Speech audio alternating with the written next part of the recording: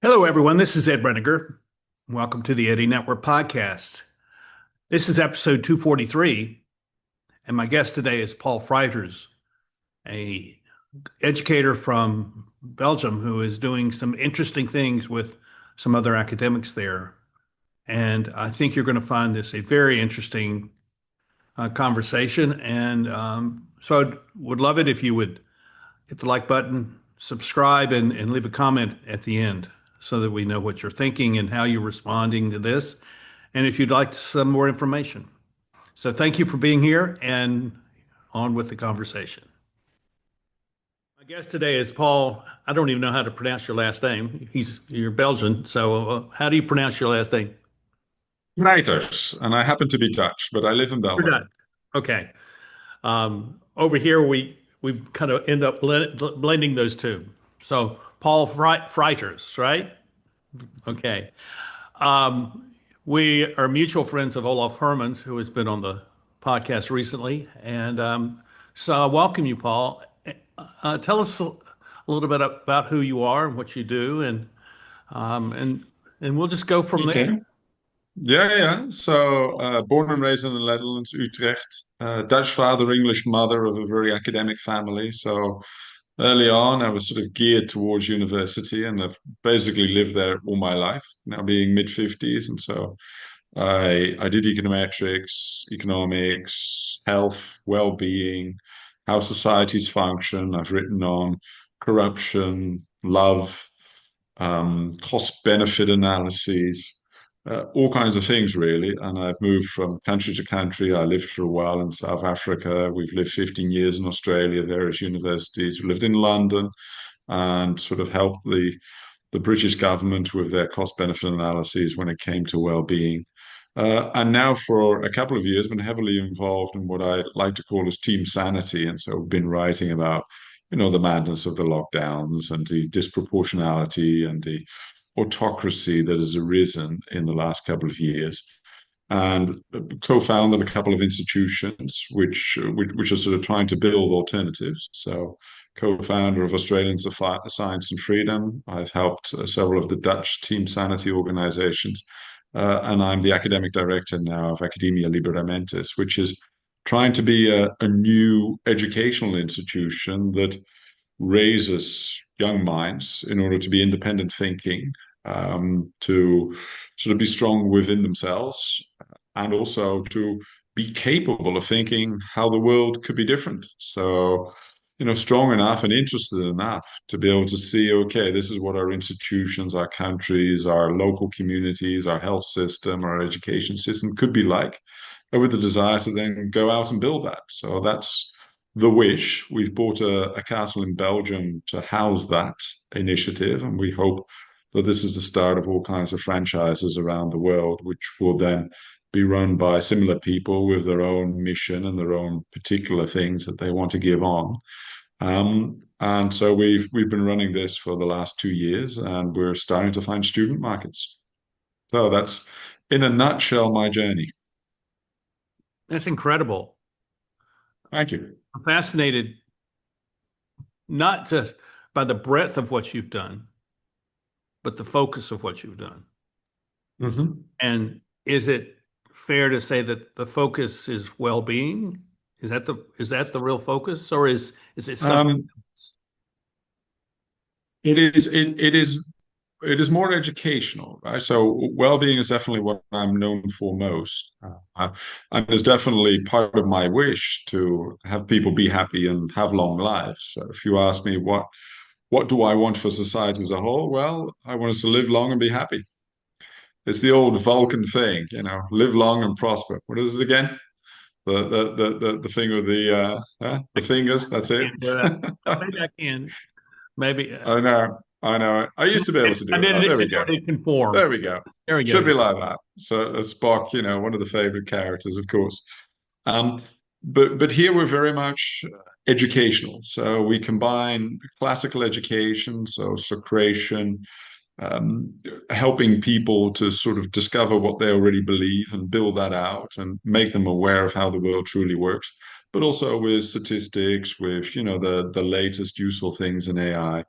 and we form a community out of them. We get them away from their mobile phones. We get them into being aware of their diet, their body, and so we combine the best, we hope, of classical education, new technologies. We're not against that, but also what is needed for today's challenges. So we try to be part of the solution, Ed. Right?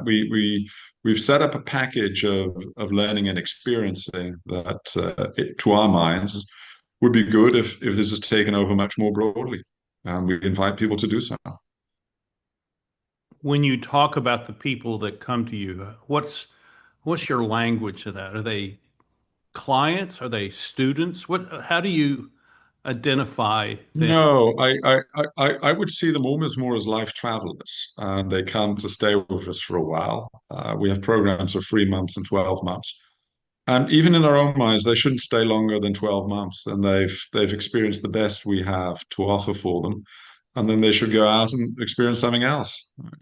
But we equip them with a lot of tools, a lot of insights, and a lot of perspectives, also a community of like-minded people with whom they can then set up their businesses. They can set up new ways of doing things.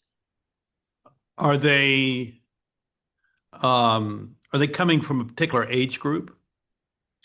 Yes, we're looking for 18 to 30-year-olds because they have their whole lives ahead of them. They're still flexible in their mind. They're still building what they think of the world. We have had and have right now in our 3 month program people who are older than that and who want to be teachers. And they, of course, come with the benefit of life experience that they get much quicker what you might mean if you talk about large organizations or difficulties of leadership.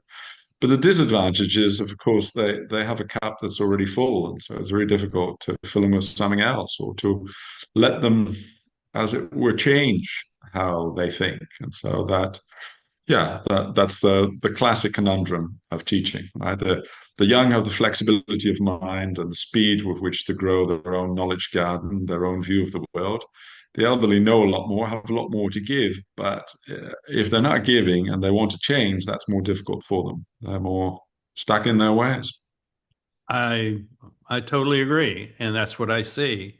Um, I'm the outsider, the anomaly in my age group. I'll turn 72 in a couple of weeks, and and I continue to change. I mean, I was telling you before we logged on that I'd moved to back to my hometown after being away for 53 years. I bought a house downtown, an old, lovely house, but it's got lots of problems. But the neighborhood is where the problems are. The people that live Mhm. here have tremendous needs, and there's no mechanism for those needs to be met. Mhm. Yeah, no, it's not within your power, basically. You'd have to have a lot more power at the neighborhood level to make a real difference. Yeah. I mean, that's true. That's true. Yeah. Well, we'll stay as long as we can and see what we can do. But so I celebrate what you're doing. Thank you. Are you do these I'm going to call them young people self-identify as Gen Zers?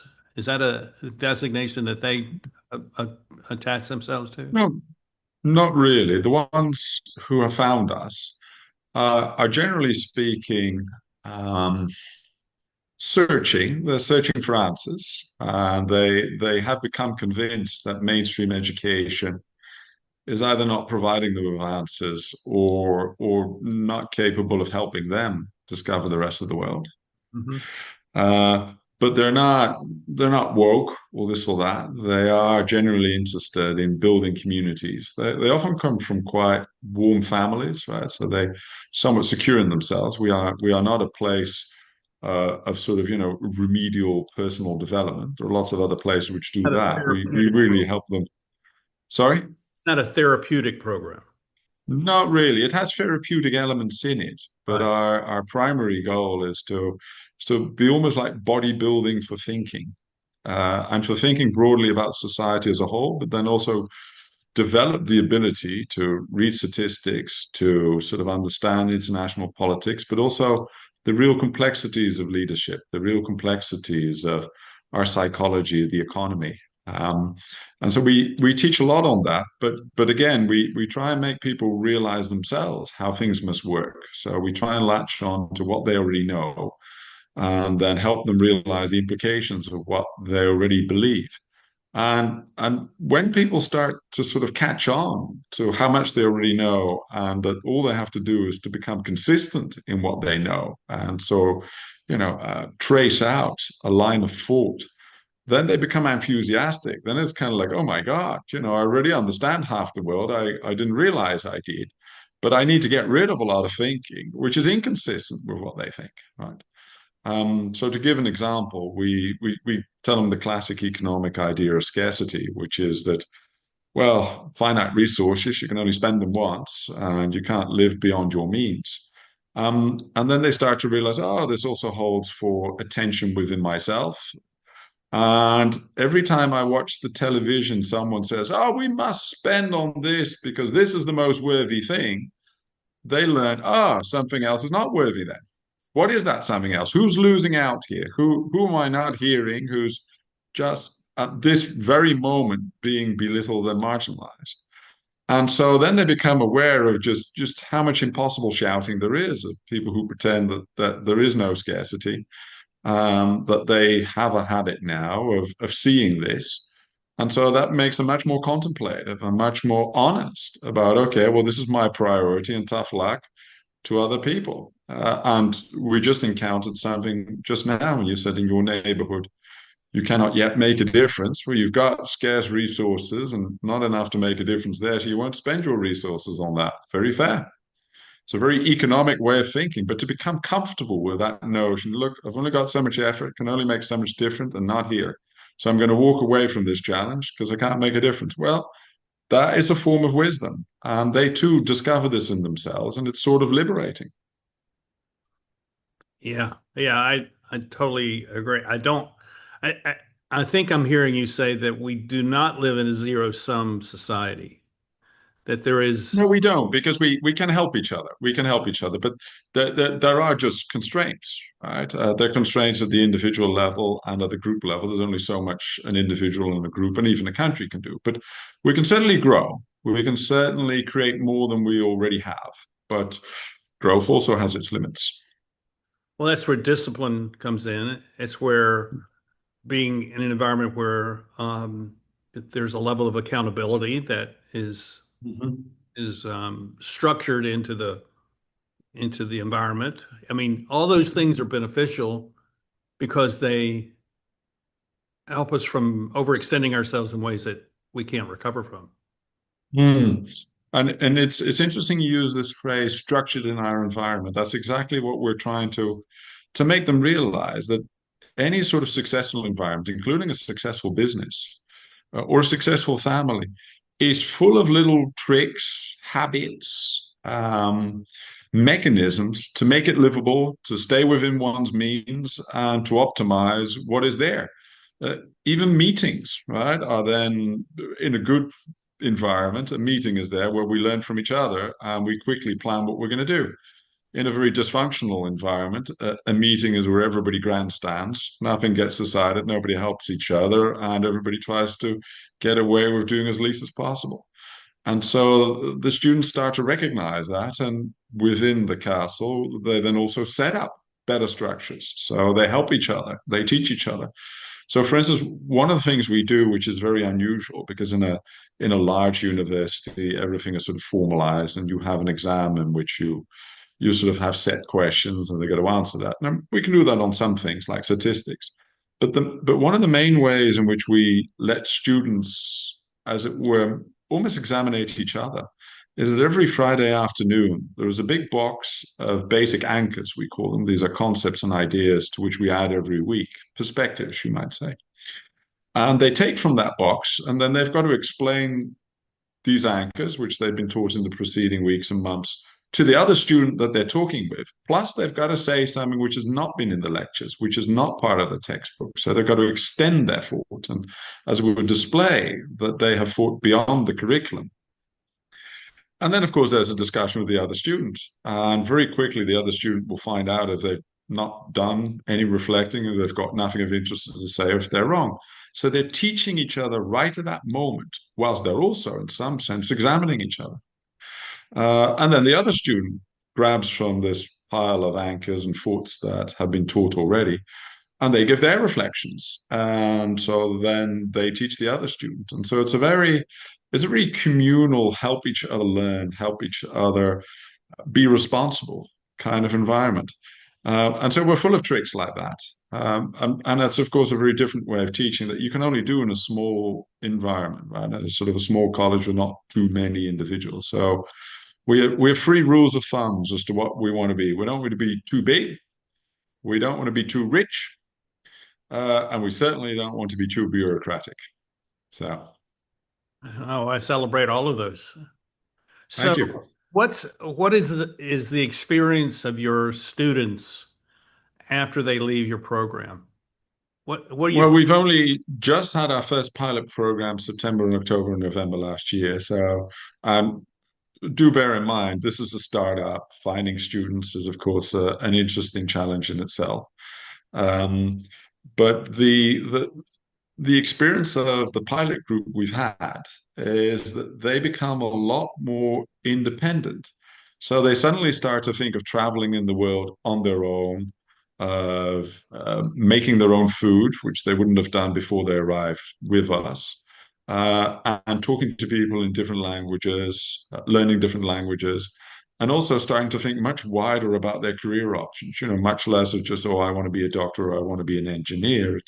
Also, yeah, maybe a company which does engineering or doctor services, and to interact with a lot more individuals they never interacted with, because we've got quite a lot of youngsters who are here for a week, for 2 weeks, and so everybody learns from them as well, right? We have a student body, but we also have a visitor body, and that it's incredible to see how much they interact, even though the visiting students hardly ever are that interested in the program. They do actually like the vibe, and they do give, as it were, insights from where they are. So we in that sense feel almost like a railway station, right? I mean, at the moment we have a Mexican, a Brazilian, a German, an Australian English, and that kind of thing as visitors. So it feels quite, yeah, rich, as it were, culturally speaking and intellectually speaking.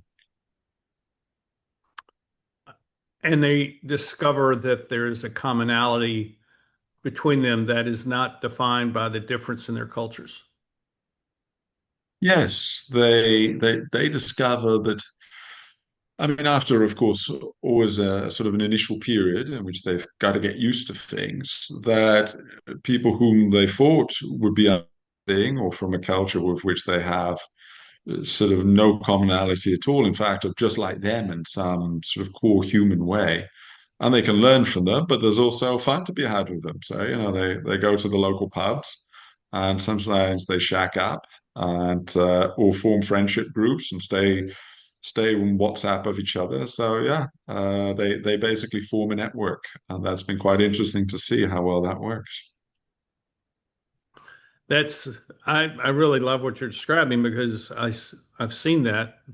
I've spent Hmm. a lot of my career working with college students, university students, and young adults through ministry in a ministry context, but on university campuses. And what I found was um,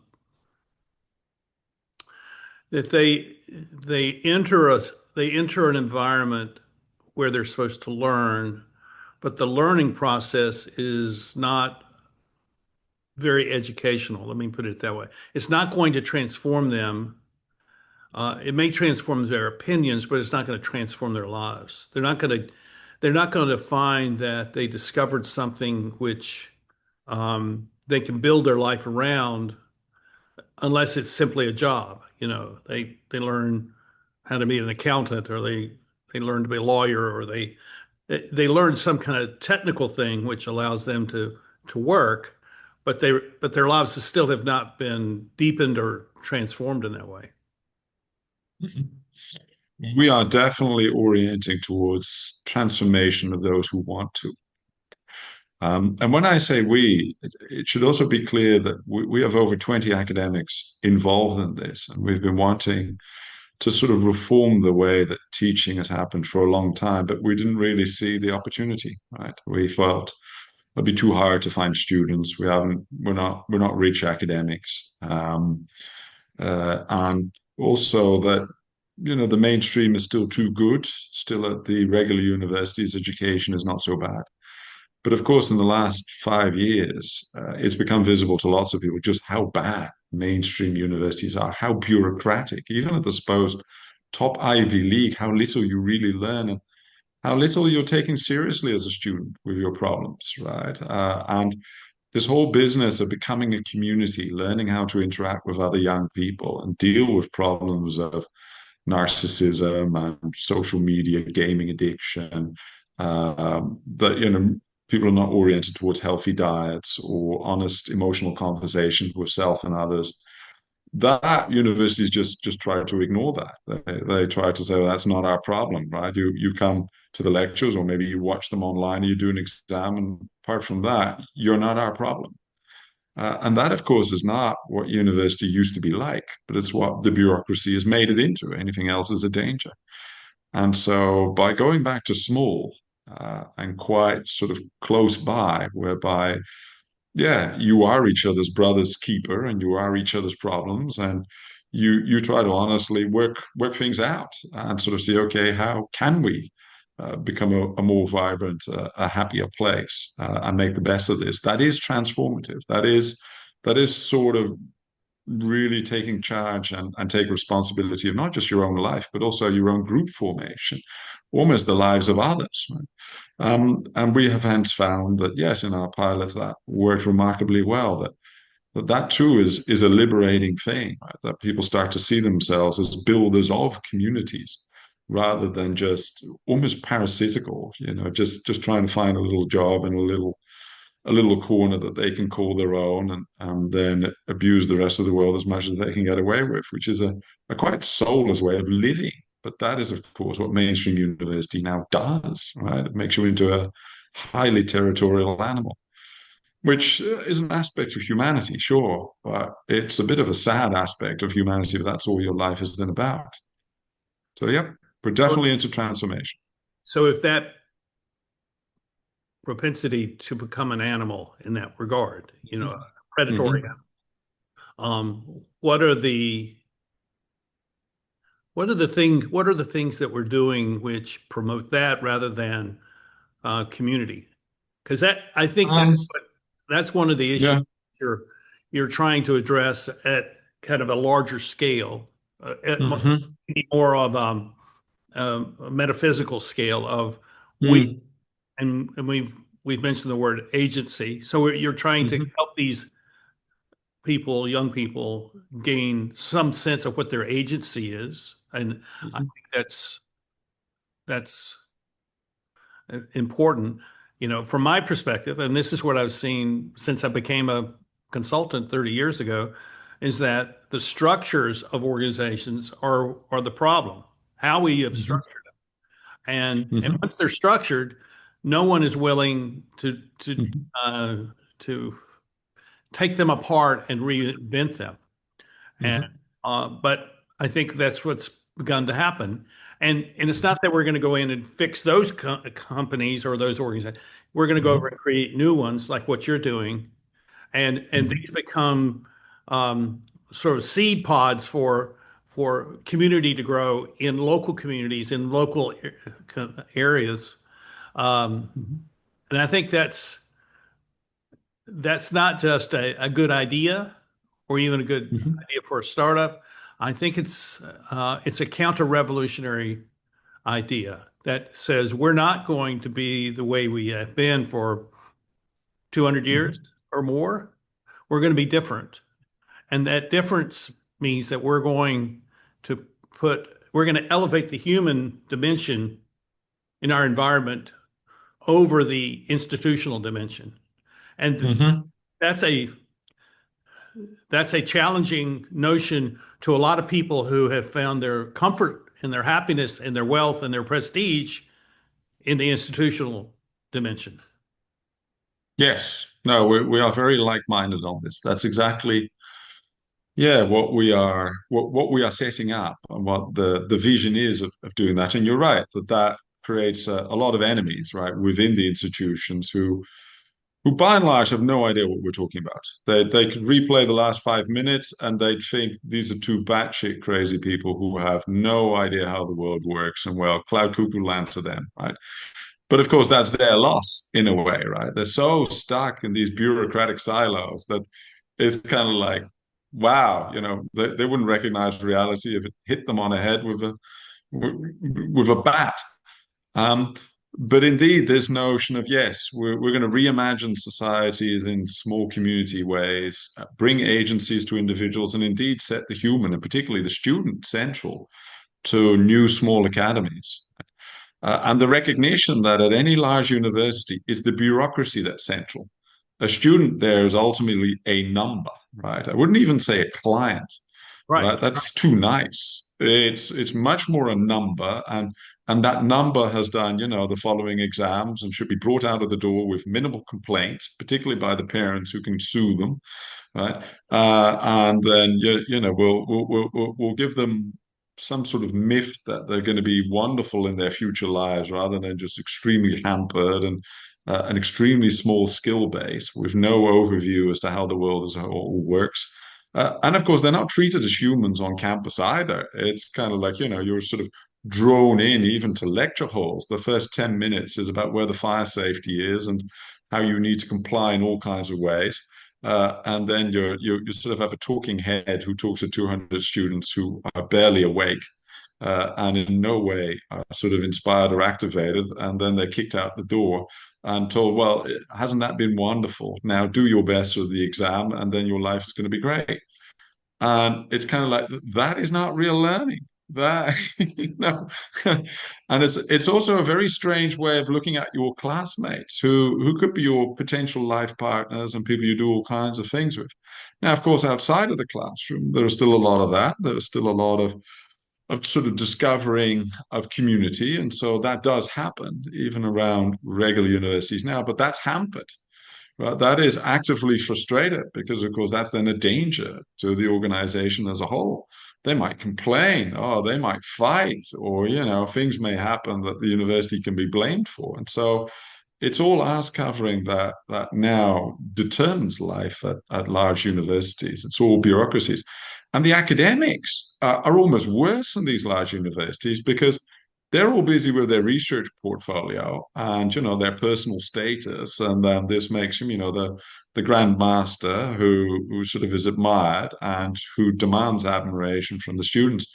But he or she is not busy with trying to help these students navigate the world. That's not his problem, right? His problem is how do I, together with a bunch of buddies, monopolize the journals and squeeze benefits out of that, make juniors look up to us and make them write what wonderful people we are. Now, I mean, I've been in that system for many years, and I play that game. I'm not immune to my own slice of cake and this and that, but it's sort of soulless. That's not the best of academia. That's kind of like okay, that's a little I think soulless, a little competition. a lot of these um, these kinds of environments, organizational environments, are like that. But I think it would be false Mhm. for people to think, because we have this critique or this criticism of the system, that we're somehow simply embittered people, that we've not been able to work the system, so Mhm. we're kind of on the outs, and therefore, we're just embittered losers. Oh No, that's yeah. not. It's the exact opposite. Mhm. No, and it's also particularly the organization we have is that at least half of the academics who are associated with still have a job at regular universities. I mean, I'm still an emeritus visiting professor at the London School of Economics.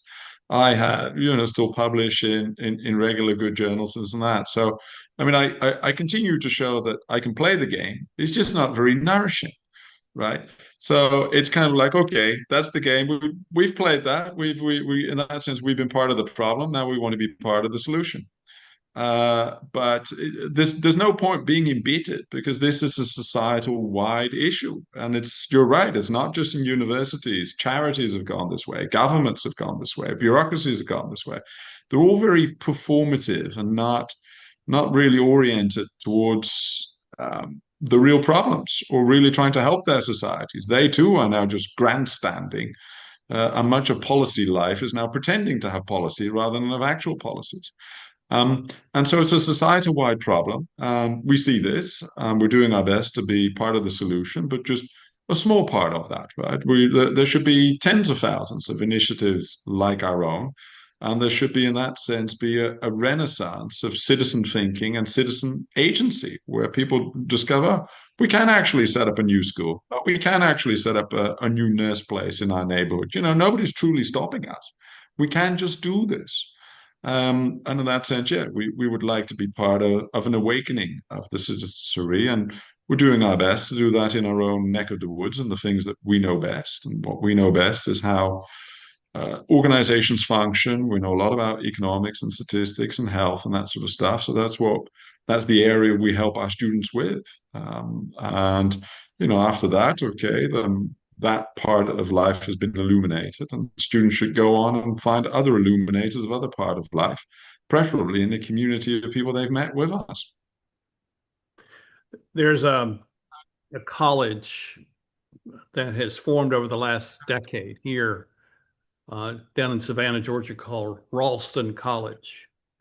And when they started, their purpose was to create an undergraduate school focused on the humanities, because they felt like the humanities and classical education had basically dropped out of higher education. And I have a friend who works at at a state university where they have, because of money constraints, they have cut all their humanities curriculum. Mhm.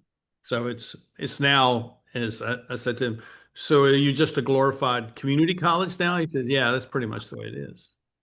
But this Ralston College, they began the process of creating an undergraduate school, a graduate school, and discovered that the hoops that they had to go through to become accredited as an undergraduate school was just prohibitively expensive and very difficult to accomplish.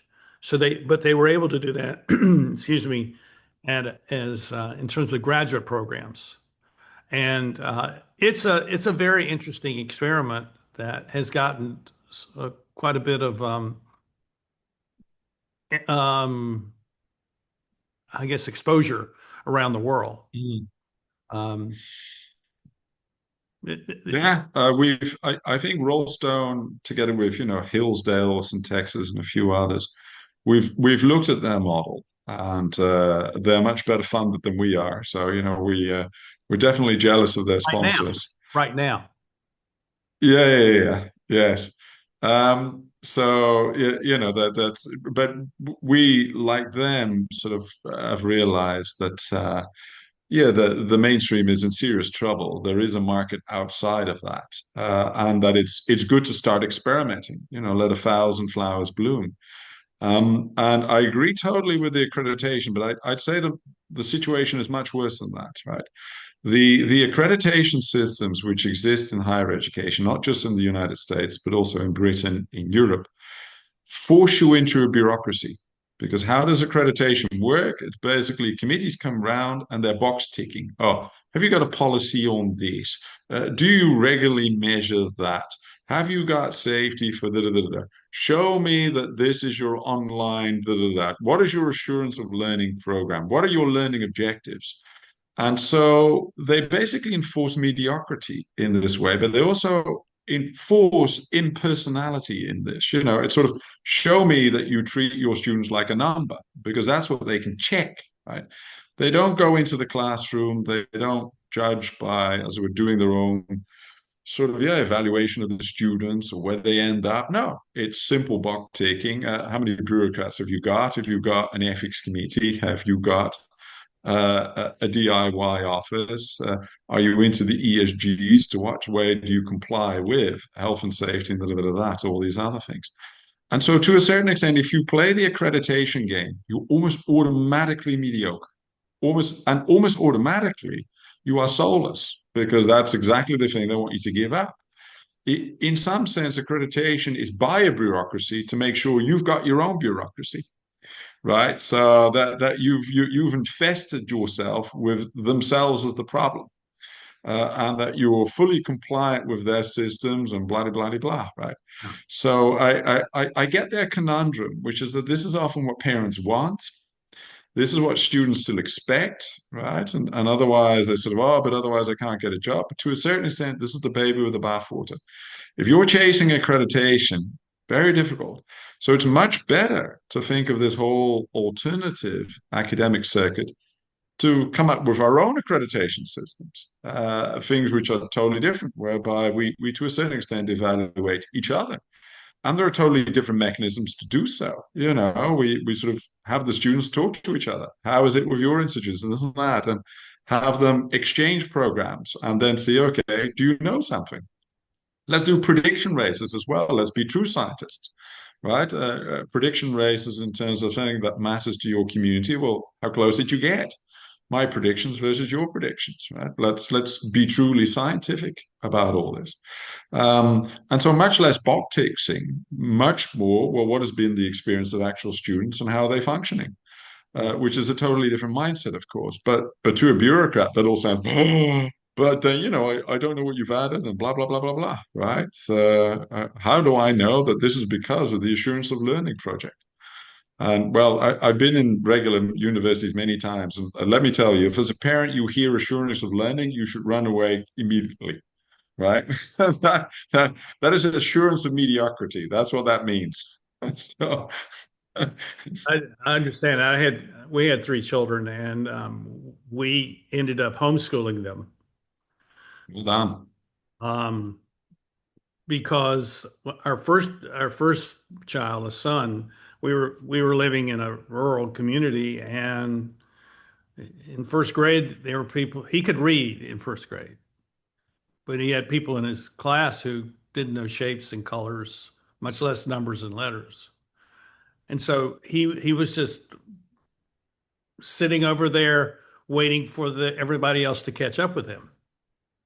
So it turned out to be a very good thing to homeschool because we drew on different groups. I mean, it's Mhm. the homeschool movement is similar to what you're talking about. You've got this Very thing, much. residential sort of thing, but we had Mhm.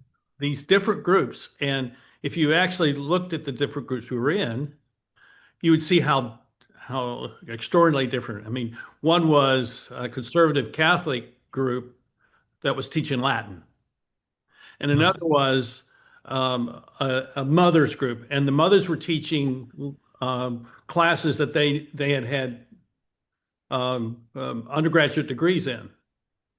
And then there was another group that was sort of a hippie group, and so you Mhm. had this spectrum, and when people would talk to my ex-wife and I about homeschooling. They said, "Well, aren't you worried about socialization?" And I would say this exact thing. It says they're better socialized because they're not just with their own age group; they're with Mhm. that age group, and they're getting a really different, very multicultural experience. And they just didn't know what to do because what I said, I'll take I will take your question seriously when the school system starts testing for socialization. They're not, but they're Mhm. Of course not. No, but it's interesting because our experience is almost identical, right? We also have hippies, strong Catholic, uh, people from a strong Catholic background. We have a chapel. We have a priest who's found us. It's sort of like, oh, I love what you're doing. He's basically for free has offered himself as our priest, and the chapel is going to be anointed by a bishop. And we've had people who come from a strong atheist scientific background. And as you say, the homeschooling, quite a few of the mentors which we have, academics, are indeed homeschoolers.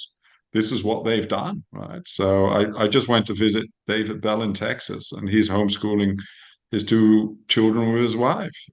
Uh, and so this is very much this attitude of we're going to do this ourselves, right? We can. And those kids are wonderful, right? They're so well adjusted and so strong within themselves. They make great students. That's right. And for them, students with that kind of sort of help behind them and warm upbringing and diversity. I mean, for them, almost like, look, if they want to get a degree, they can get one within a year, even if it supposedly takes 4 years, right? That becomes child's play. That's kind of like, oh, sure, I can do that trick, but they can actually learn, right? They're the cream of the crop, right? It's hard to get much better than that. It is interesting. It is so. Do you have hope for the future because of what you're doing? Yes, yes. I do have hope for the future. I mean, I still regularly write all kinds of academic things, and lots of things are actually going well in the world. For instance, the world food situation is wonderful. Food is abundant and relatively cheap. So in the last 70 years, average incomes have gone up maybe threefold. So people have 3 times more money, and food is just as expensive as now as it roughly was then. So, that's one of the things I remind myself of. Not all about reality or the current situation is dire. There are things going well in this world. And so am I hopeful? Yes, because for me, the long run trajectory of history is up. Even if it takes wars, even if it takes famines and all kinds of political strife, the long run movement is up. We are with more people, we're living longer, we're even getting happier, better adjusted. And sure, we have serious problems now, but also we have societies with mechanisms to sort of find solutions. And I hope, in a small way, to be part of that solution finding mechanism. We're the experimentalists. We set up new educational structures. We write about new structures in almost every endeavor in life. And as I said, I sort of was a co-founder of Australians for Science and Freedom. We do these things in various countries, and we hence also write about additional democratic procedures, the way to reform bureaucracy. We, on our own small way, try to be part of the solution. And to a certain extent, that's a fun trajectory to be on, right?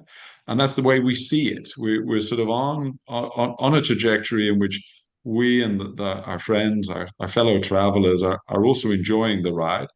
And we'll see how much change or help that we can do. We're, of course, aiming for the stars, isn't everybody? But meanwhile, we're making sure that we live well in the meantime.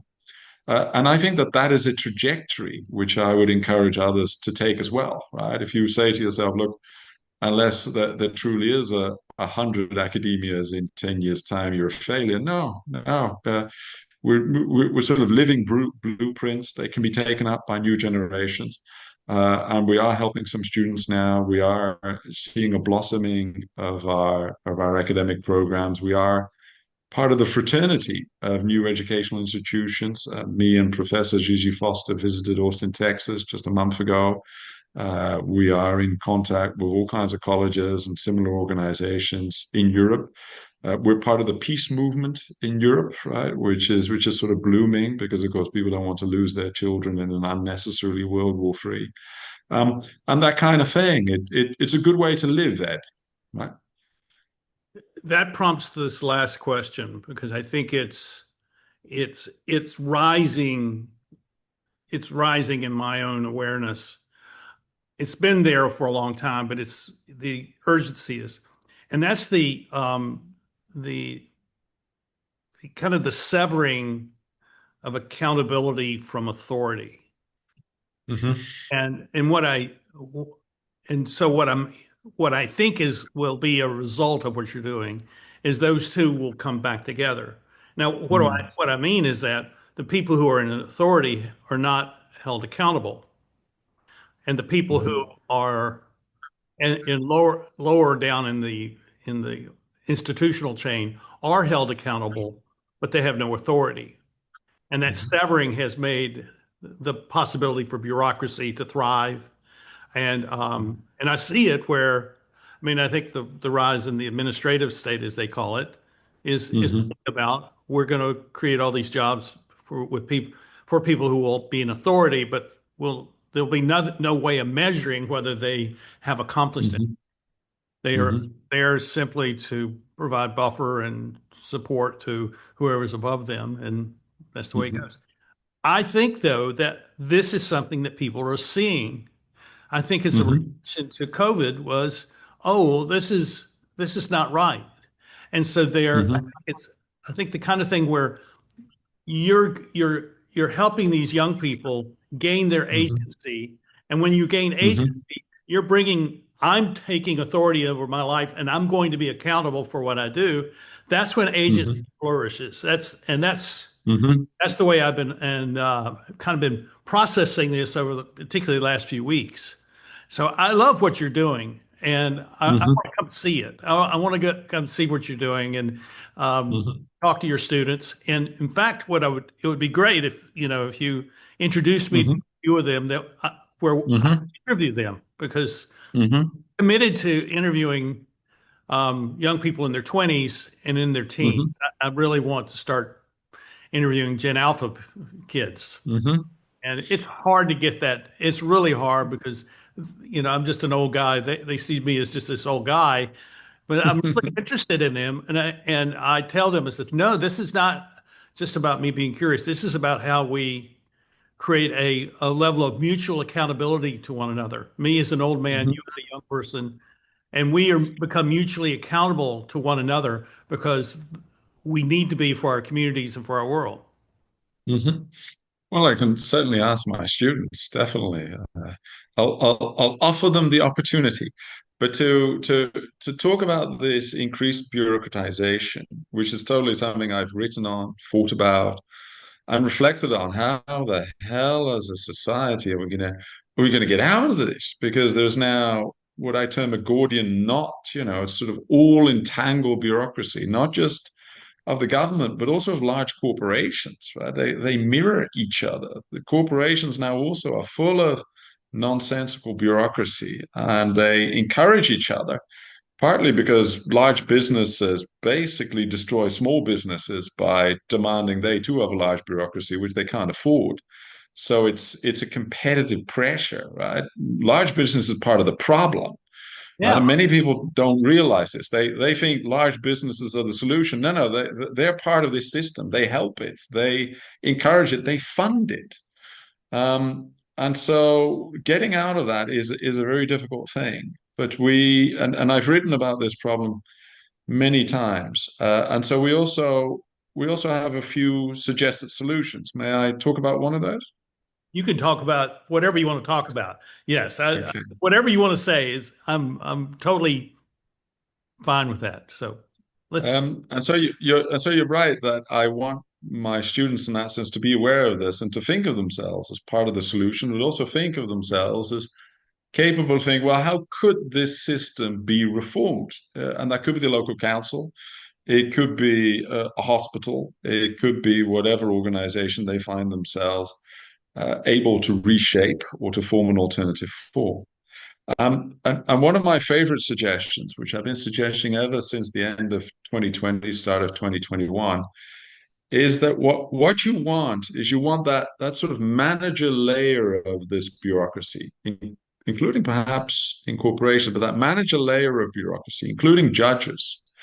You want them to become accountable to the population, and you don't want them to be basically appointed by money, which is currently what the situation is. They're basically appointed by money. They should be appointed by the population. And one way to do that is you say, now look, one of these top jobs, let's say a judge, should basically be appointed by a citizen jury of the population they serve. And so the Americans have a jury system. Why not have a citizen jury system whereby you get 12 random people from the electoral roll, whatever role you have. You bring them together, no strings attached. They've got to appoint the next judge. And it's up to them to decide what is a good person to be a judge. And they don't have to take any notice of who applied to that job or what supposedly the job requirements are. No, no, they get to decide. They truly are sovereign. And if you do this with all your judges, you do this with the heads of statistical agencies, you do this with the heads of the educational bureaucracies, of the health bureaucracies, you do this even for the army, for the secret services, you will suddenly have an enormous cadre, thousands, tens of thousands of Americans who suddenly, as a whole, are totally oriented towards something totally different from what they're now. Now they're, as you say, please the boss, right? Please money, right? Basically cover for him or her. Whatever misdeeds they do, they cover up and they sort of, pretend to do policy, whereas really they do their bidding, right? And instead of that, they are suddenly appointed by the population, but not via an election whereby there is, a tremendous ability to just fake it and have all kinds of advertising and basically bought media. But just 12 people in a room deciding, I think this person would be a good judge. I think that person would be a good head of the statistical agency. So suddenly you basically get the citizenry who is in charge of everything that is sort of implementing, right? They're not the ones who set the budgets, but they are the ones who implement. And so that sort of cuts the umbilical cord between money and power, which is the real challenge. Yeah. Cut the umbilical cord between money and power. Power within the institutions that are supposed to be ours, of the citizenry.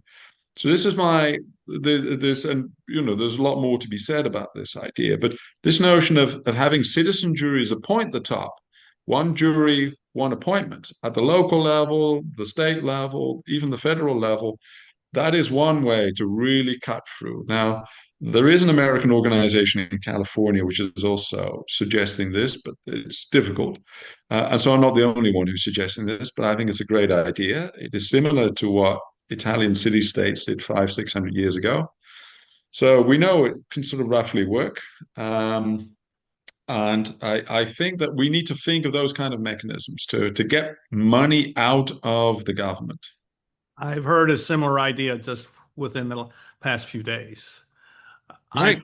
I think that, I mean, the big picture is that, from my perspective, the big picture is that systems um, grow and grow, but at the same time they're degrading, and at some point they fail. And once they fail quickly. And what happens is that people, some people see it coming and they begin to create the alternatives. We got to figure out how to Mhm. take care of our people. Um, Exactly. I saw that with COVID. I saw Hmm. people who were being, required to be vaccinated and to wear the mask, and they said, "I'm not going to do this." They would quit their jobs, and then they're all Hmm. doing other things, and all of a sudden they become agents of new things happening in their communities. And I think that's one of the ways this happens, is it happens Hmm. in small ways. The networks Hmm. grow, the networks expand. They don't become bureaucratic. They expand like a spider web. I Hmm. think that's the era we're entering into for the next decade or so.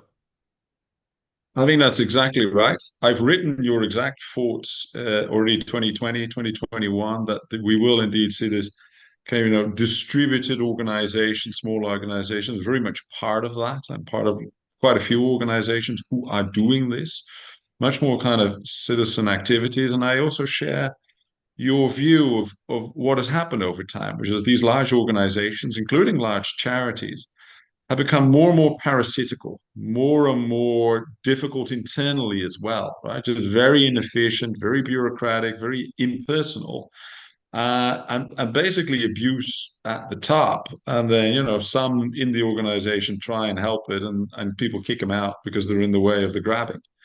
And it just gets worse and worse and worse. And it eventually collapses under its own weight. And we've seen this with the collapse of empires in history. And there's a nice saying about this, as it were, corruption starts at the top, like a fish. A fish rots from the head. Right. And that's what's happened.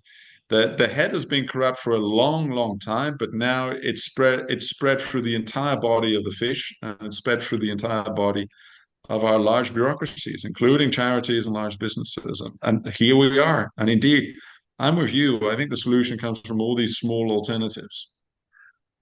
So I'm going to say one more thing, and I think you'll like this. And I've said that what I'm about to say, I've said many times on the podcast because I think it's a it's something important. I spent 20 years doing consulting, and I consulted Mhm. with large corporations and small companies and municipalities, that sort of thing. The thing I took away from that is that the higher you go up in the hierarchy, the more isolated you become. And so you don't know what's going on. And therefore, a type of paranoia begins to invade into your mindset. And then you create a buffer with people who that you know will support you, that you think will support you. But what's really going on below that, from say middle managers on down, is that they're going about their daily work because they have to, because they have a sense of commitment to the company that is they recognize that what is at stake is their livelihood, not not Mhm. not the stock options for the CEO, but their and so I've come to have this phrase that I tell people, and it is that there is a persistent residual culture of values that Mhm. persist because it resides in the relationships of the people. And if you talk to the people, I usually talk to janitors and people like that, and I said, "Tell me about working here. Do you like it? I love working here. You know, this is a great place." And so when you talk at that level, what you hear is that these people love the company, they don't like the leadership. And so I think that you see, this is where I find hope is that there's already a layer of the kind of agency that you're talking about that happens because these people at the lowest echelons of a company are ignored because Mhm. they're not bringing money and they're not bringing prestige or bringing influence. All they're doing is their jobs, and they know what and they just want to be left alone to do their jobs. And Mhm. um, and so to me, that's the most exciting or the most hopeful thing for the future is that we already see what it can be if we just stop looking up and start looking down and seeing who is actually doing the work. I have a similar observation, which I don't know if you've experienced the same in the last 5 years. But of course, the COVID madness was carried a lot by all these. I think of them as fake experts, and I think of them as fake academics, right? Totally. People who pretend that their model is good science, whereas the real scientist was sort of saying, "This is crazy. This is not how we thought about this the last 100 years. The damage will be far worse than anything you hope to gain by this, and just leads to more authoritarianism and poor health, which is exactly the outcomes we've seen." But in my experience, it's been the people with supposedly high IQs and at universities who've been the dumbest of all, and really blinkered and stupid. I mean, just incredibly stupid. And the people who see the game most for what it is the janitors, is the taxi drivers, the nurses. The lower down in the organization, the more realistic and the smart they are. And that's been quite an eye opener because I come from the ivory tower, the world of senior public servants and ministers and other professors has been my life. But to realize, oh my God, the world I've been in is the world of dumbos. Uh, and the world of the janitors and the people sweeping the halls are, in fact, the ones who are the most reasonable, who have the most common sense and can see what's actually happening and are not blinkered. That has been quite uplifting in a way. Oh, there's all this intelligence where we were never looking for it. So true. I've enjoyed this very much. I think we could go on for a couple more hours, obviously. But what I'd like to get you to send me is information about how people can find you, because there may be people Mhm. out there who are inspired Mhm. to do something like what you're doing. maybe from their own sort of experience, but to create some kind of new program that addresses the needs of Mhm. that age group, 18 to 30, um, and would love to create, dialogue, conversation. So send me Mm. whatever you send me. But I think I would love to see other people say, "Hey, I like what he's doing. How can I go do that? And Mm. what do I need to Well, know?" then, and so Academia Libera Mentis, and I will send you the URL, liberamentis.org, basically, and you'll find out all about us. And we are in principle able and willing to support other organizations like ourselves because we have a curriculum we've got ready to go, we've got a textbook ready to go. And what is particularly unusual about how we teach is that we, with our teachers, are totally integrated. We're in each other's classes, and we've hence honed in on similar language. And we basically only teach things which have great saying power in many walks of life. So if we teach something about economics, it's also relevant to psychology. It's also relevant for companies. It's also relevant for law. And if we teach something about health, it's also relevant for something in economics than that. And to a certain extent, that's the best knowledge. The best knowledge is knowledge which is valid in many areas. It's not so highly specialized that you have to wonder whether it's actually true, whether it's some sort of relic that is not yet on the dustbin of history. But you just sort of general principles which are valid everywhere. And we have a whole curriculum with that, including in statistics. And so we have an integrated curriculum, and we believe that this is the first one of its type since a long, long time, right? Because what has happened in the mainstream is complete separation of all these fields, and they're all teaching things in which they've got no interest whether it has great saying power. They've got no interest in that. It's just, look, this is economics, this is psychology. And even within psychology, oh, this is cognitive psychology, there's child psychology, and that. It's all siloed, and they've all got their own jargon. So we've broken through all of that. We've basically reimagined the entire humanities curriculum, and we've built it up, as it were, with our combined knowledge of all our professors and teachers to sort of be sort of a single set of anchors which are enforcing each other, an explanatory net which people can then learn from, add to, subtract from. And that is fairly unique, right? So to a certain extent, you can leapfrog over the existing universities who just there's no way they can do this. Their accreditation mechanisms are in the way of this. Their silos, their orientation towards everybody, their little territory prevents them from doing this. So, in a way, we think we've got a curriculum which can help people break the mold and put them at a huge advantage, and they can judge themselves. It's exciting, and I wish you well. Thank you. Thank you, Thanks, Paul. Ed. I hope this conversation I had with Paul Frijters has been helpful to you. I hope it's inspiring you to think about young people differently than you have been thinking. He's looking at the 18 to 30 age group, which is a blend of Gen Z and Gen Alpha, the very beginning stages of Gen Alpha. And in many respects, that age group has been maligned in public, maligned on social media, maligned in a variety of ways. And we are blaming them for not being like us, is what is really happening. But we have produced the world that they have responded to. So if anyone's to blame, it's us, it's my generation. And I think what that means is that we have to change. We have to change first. We have to decide we're going to go build relationships with these young people and become mutually accountable with them, where we allow them to tell us, this is what I need. Doesn't mean you just give them money or give away things, but you build the relationships where together you can create the kinds of situations in your community where they have a chance to succeed and you have a chance to discover parts of your life that you didn't know existed. So I think this is really important. I hope you will take it to heart.